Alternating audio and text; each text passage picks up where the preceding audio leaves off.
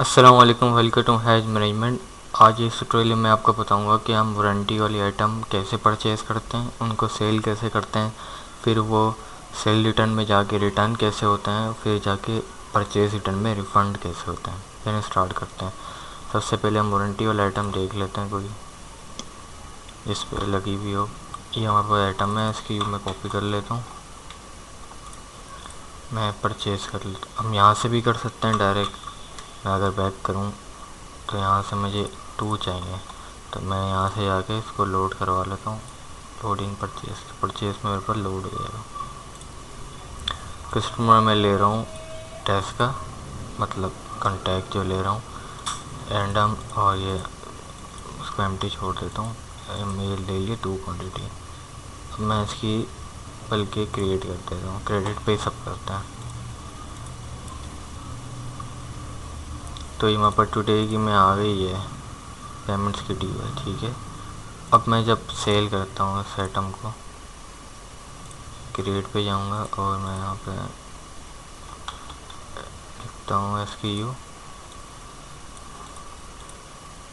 मैं इसकी 2 क्वान्टिटी लूँगा। मैं हमसे सीरियल नंबर मांगेगा, तो हम सीरियल नंबर दे देते हैं इसको कोई भी। सपोज करें मैं इसको 5 दे रहा हूँ, मैं इसको क्रेडिट पे सेल कर देता हूँ। तो ये मेरे पास हो गई है। अब मैं जब वारंटी में जाऊँगा, तो मेरे पास मैं चेक करता हूँ, मेरे पास 2 चीज़ें आ रही हैं जो सोल्ड है, जिनका स्टेटस सोल्ड है। ये मैंने भी बेची है, ये भी मैंने बेची है कस्टमर को टेस्ट।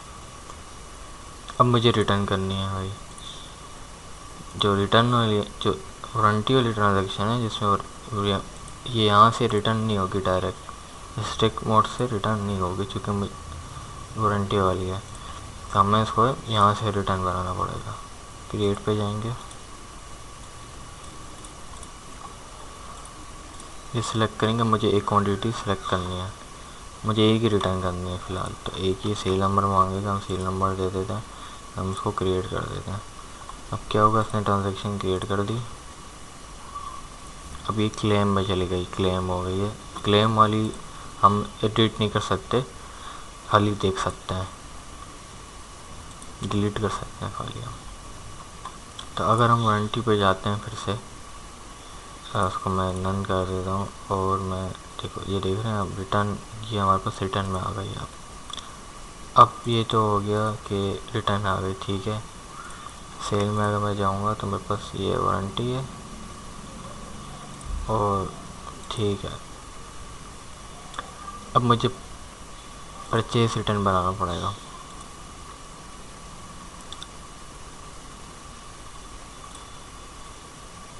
परचेज रिटर्न जब मैं बनाऊँगा क्लेम के लिए, तो मैं ये इधर जाऊँगा और ये आइटम डाल दूँ। तो मुझसे सीरियल नंबर पूछेगा, यहाँ भी पूछेगा क्लेम है या नॉट क्लेम है। मैं कह रहा हूँ क्लेम है, तो ये मुझसे सीरियल नंबर पूछेगा।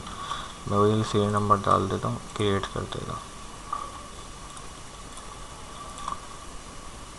इसने क्या किया, ये भी क्लेम में डाल दी, बस क्लेम हो गई और ड्यू पड़ेंगे, ठीक है। अब अगर हम यहाँ पे जाते हैं, ये रिफ़ंड में चली गई है। अब पेमेंट है, पेमेंट हमें करनी है, तो हम जाते हैं इधर अकाउंट्स में, क्रिएट करते हैं पेमेंट, सेलेक्ट करते हैं टेस्ट, एडजस्टमेंट कर लेते हैं पहले सेल रिटर्न की। ये हमारे पास आ गई है। ये हम करके यहाँ से इसके बना लेते हैं,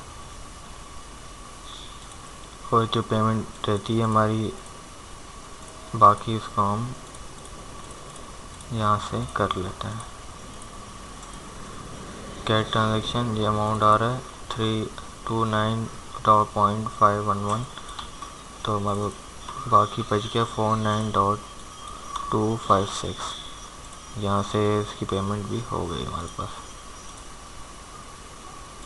अब मैं परचेज़ की पेमेंट करनी है, तो मैं इधर जाऊँगा एडजस्टमेंट में, और परचेज़ रिटर्न में गया, ये हमारे पास आ रही है। इन दोनों को मैं एडजस्टमेंट कर देता हूँ। फिर परचेज़ की जो पार्शियल पेमेंट है वो भी मैं कर देता हूँ।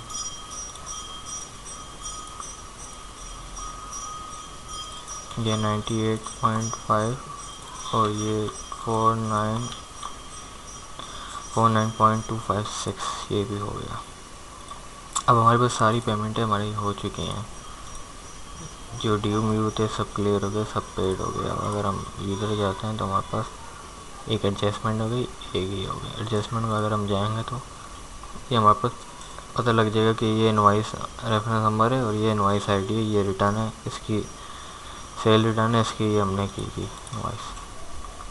ऐसे ये परचेज भी हमारे पास आ रहा होगा। डिटेल में जाएंगे तो हमारे पास आ रहा होगा एडजस्टमेंट, इसमें परचेज की चीज़ें और ये वो सारी चीज़ें हमारे पास आ रही होंगी। अब अगर हमें डिलीट करना है, सपोज़ करें डिलीट करना है चीज़ें, तो सबसे पहले हम क्या करेंगे, ये पेड हो गई, इसकी पेमेंट डिलीट करेंगे।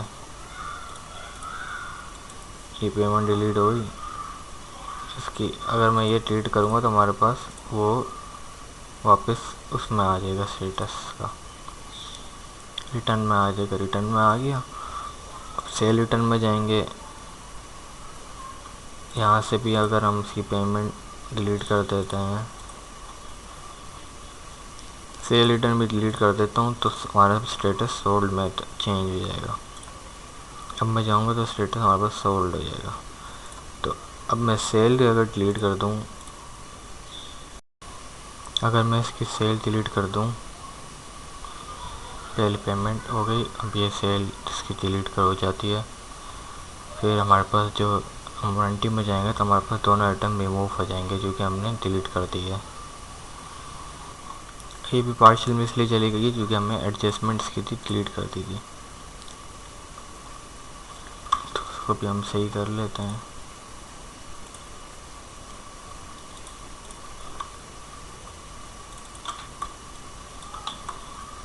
ये अपडेट हो गई, सेल रिटर्न हमने डिलीट कर दी थी और सेल हमने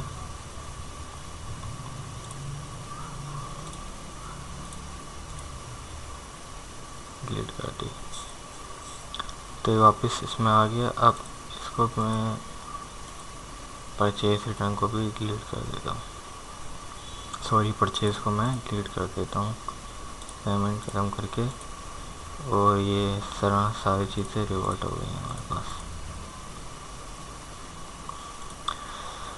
आज की वीडियो में हमने देखा कि हम वारंटी आइटम को परचेज़ कैसे करते हैं, उनको एडिट कैसे करते हैं और उनको हम सेल कैसे करते हैं, उनके रिटर्न कैसे बनाते हैं, उनके स्टेटस क्या होते हैं और वो चेंज कैसे होते हैं। Thanks for watching.